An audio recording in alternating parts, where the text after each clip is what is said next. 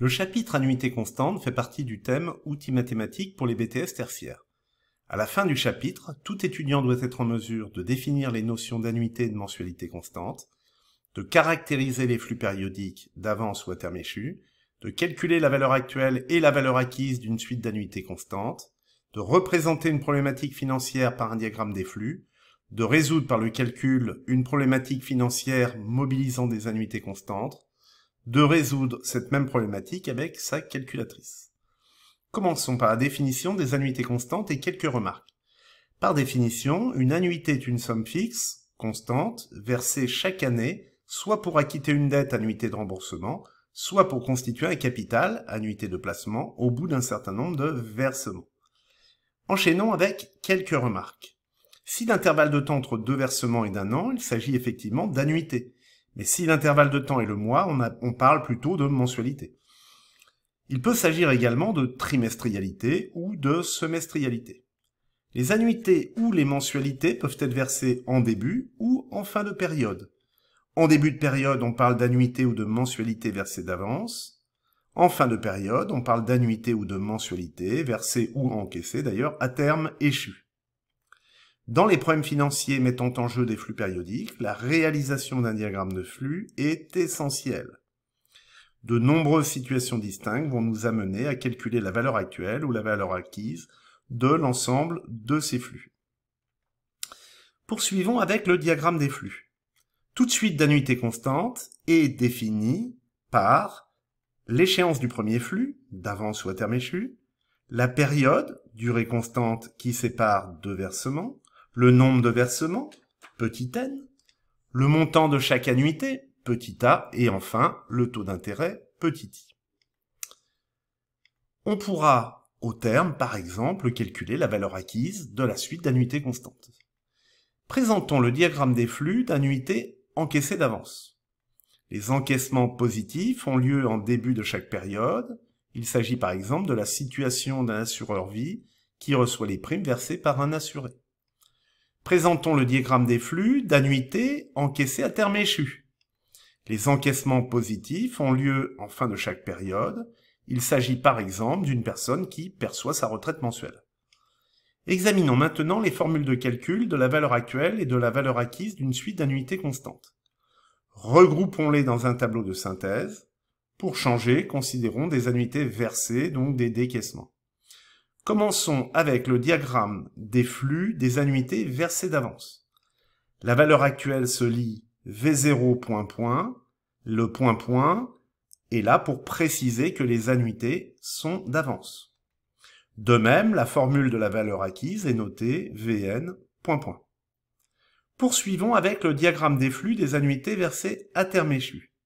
La valeur actuelle se lit V0 sans précision car les flux sont à terme échu. C'est une convention. La formule de la valeur acquise est notée Vn. Au passage, notons que pour distinguer la valeur actuelle ou acquise d'une suite d'annuités constantes, on utilise la lettre grand V et que nous réservons la lettre grand C pour la valeur actuelle ou la valeur acquise d'un capital. Une remarque concernant ces formules de calcul.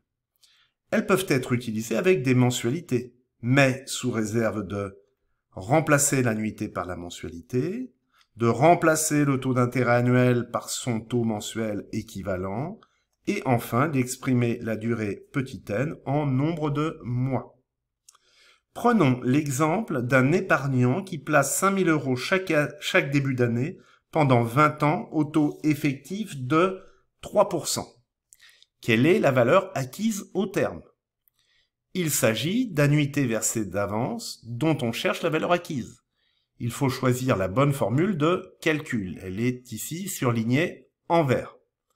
On a Vn ... qui est égal à A multiplié par 1 plus I sur I, le tout multiplié par 1 plus I puissance n moins 1. Les données sont les suivantes.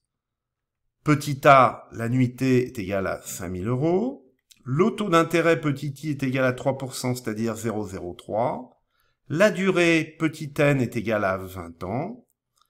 Et quand on passe à l'application numérique, on obtient donc V20 ... égale 5000 multiplié par 1,03 divisé par 0,03, le tout multiplié par 1,03 puissance 20 moins 1, ce qui donne finalement V20 approximativement égal à 138 382,43 €. Observons le diagramme des flux de 2 opérations classiques. Tout d'abord, les flux d'un contrat de retraite par capitalisation vu du côté de l'épargnant.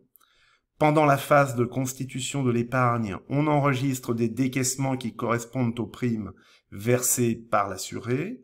Ensuite, pendant la phase de retraite, l'assuré perçoit une rente, un supplément de retraite, qui constitue une suite d'encaissements périodiques. Observons le diagramme des flux d'une autre opération classique, le contrat de prêt, en nous plaçant du point de vue de l'emprunteur.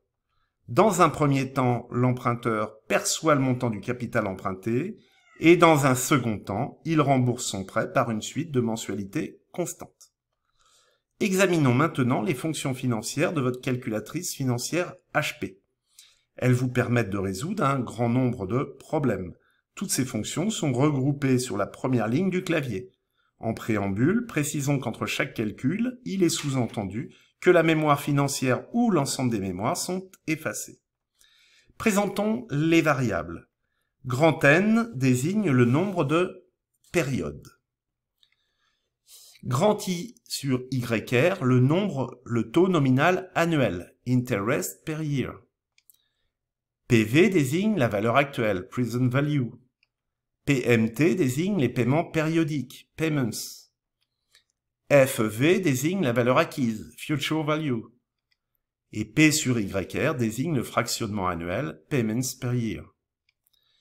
Comme dans les situations précédentes, on cherche à déterminer une inconnue connaissant l'ensemble des autres variables.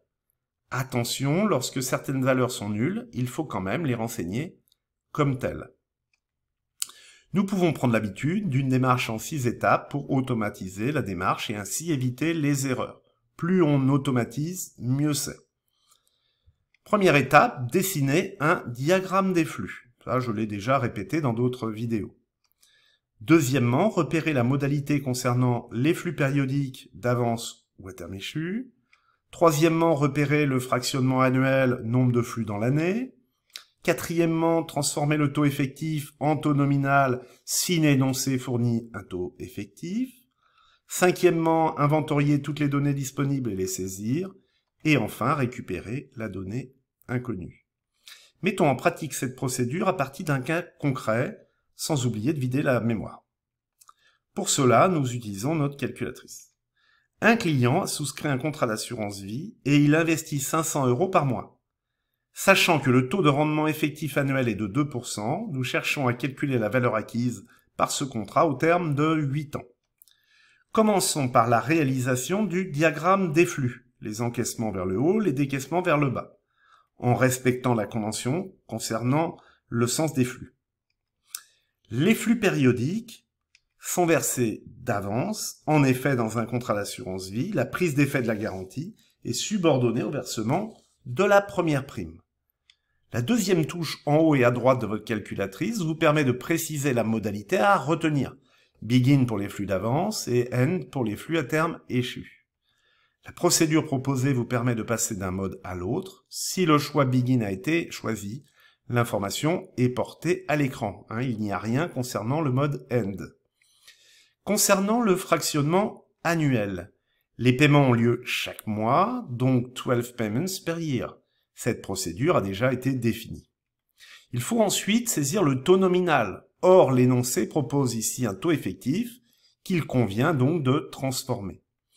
Nous commençons par indiquer le taux effectif, 2%.